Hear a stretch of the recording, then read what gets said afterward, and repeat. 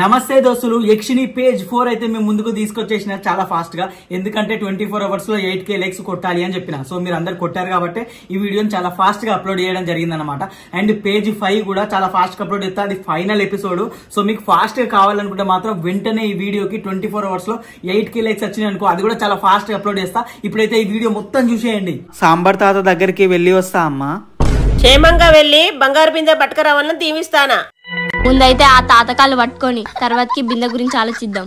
ఒరి అక్క ఒసాయి కల్పన జోకులైతానే నీకు. సరే అమ్మా నేను పోయేత్తా.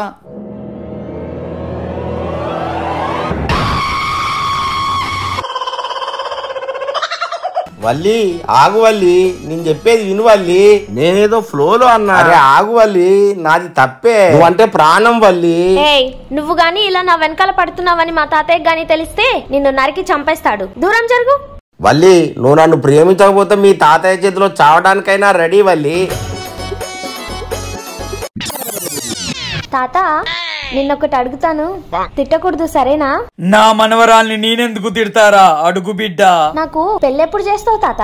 నీకు తగిన వాడు దొరికినప్పుడు. తగిన వాడంటే ఏంటి తాత? అంటే నువ్వంటే ఇష్టపడేవాడు, నువ్వు లేకుండా బ్రతకలేనివాడు, నీకోసం ప్రాణాలిచ్చేవాడు. నూకరాజు, ఇప్పుడు నేను వెళ్ళాలి. తాత నా కోసం ఎదురు చూస్తూ ఉంటాడు. మళ్ళీ కలుస్తాను. వల్లి, ఇప్పుడు వెళ్తే వెళ్ళావు గాని మళ్ళీ ఎప్పుడు కలుస్తావు? కలవాలి అనిపించినప్పుడు. నాకు ప్రతి క్షణం కలవాలని అనిపిస్తుంది వల్లి. అచ్చా అవునా?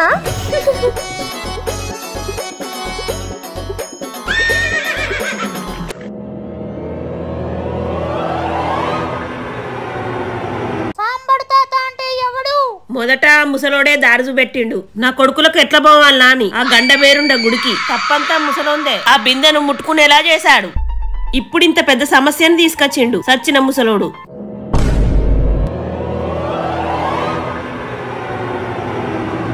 కొన్ని సంవత్సరాల క్రితం బంగారు బిందె కోసం వచ్చాడు. ముసలోడు కండ్లు పోగొట్టుకున్నాడు. ఇప్పుడు గనక ఆ బిందె నాకు దక్కకుంటే మీరు ప్రాణాలు పోగొట్టుకున్న ఆశ్చర్యం లేదు. మీకు కూడా చెబుతున్నా. సరే అమ్మా యక్షిని. ఎటు పోయింది? ఇంకేటు తాత దగ్గరికి.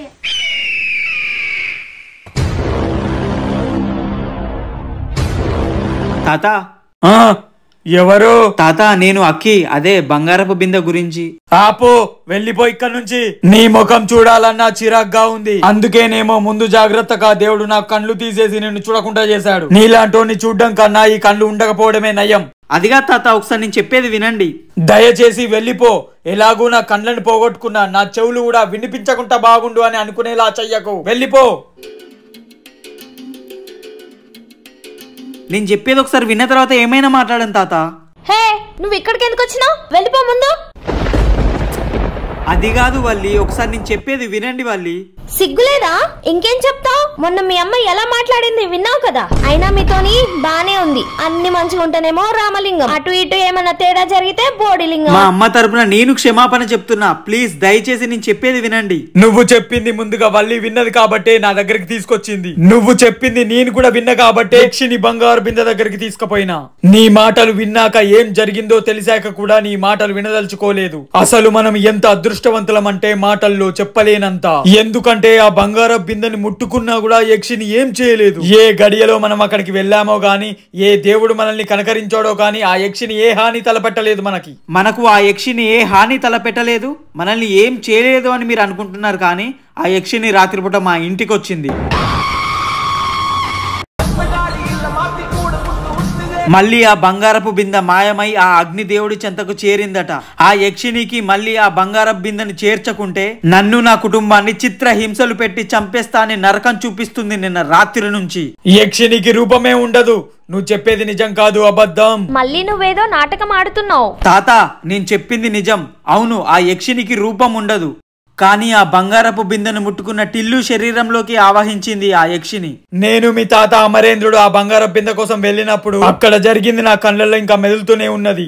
నేను ఆ బిందెను చూసినందుకే నా కళ్ళు పోగొట్టుకున్నాను. అలాంటిది మీ తమ్ముడు టిల్లు ఆ బిందెనే ముట్టుకున్నాడు. ఎప్పుడైతే ఆ అగ్నిదేవుడు యక్షినికి బంగారపు బిందెనిచ్చి ఆ బిందెకి కాపలాగా ఉన్నన్ని రోజులు తన జాడని ఎవ్వరూ కనుక్కోలేరన్నాడు. కుంభకర్ణుడైతే అసలే కనుక్కోలేడన్నాడు. కానీ ఇప్పుడు ఆ యక్షిని ఆ బిందెను కాపాడుకోలేదు. ఆ అగ్నిదేవుడు ఆ బిందెని ఎక్కడికి చేర్చాలో అక్కడికే చేర్చాడు. అవునా? మరి ఆ బిందెను మళ్ళీ దక్కించుకోవడం ఎలా? నువ్వు మళ్ళీ ఆ బంగారపు బిందెను దక్కించుకోవాలనుకుంటున్నది ఆ యక్షిని చేతిలో మీరు చిత్రహింసలు పడి చావకూడదని. ఆ యక్షిని మీ తమ్ముడి శరీరంలోకి జొర్రింది ఆ బిందెకు కాపలాగా ఉండి ఆ కుంభకర్ణుడి వశం కాకూడదని. ఆ బిందె మళ్ళీ దక్కడం అసంభవం, మర్చిపో.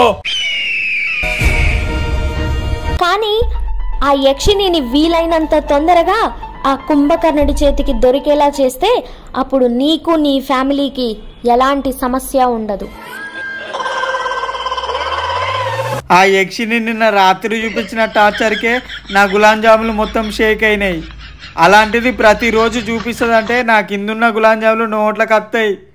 దయచేసి మీరే ఎట్లాగూ నడిపించారు ఇన్ని రోజులు, ఇది కూడా మీరే నడిపించండి తాత. నా కండ్లను పోగొట్టిన ఆ యక్షిని మీద పగను తీర్చుకునే సమయం వచ్చింది బిడ్డ. దాన్ని మట్టు పెట్టాలంటే ఆ క్లింకారుని దింపాల్సిందే.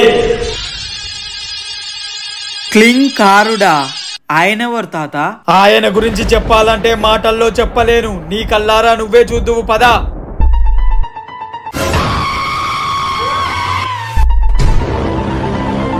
ఏమైంది? ఎందుకు ఆగారు?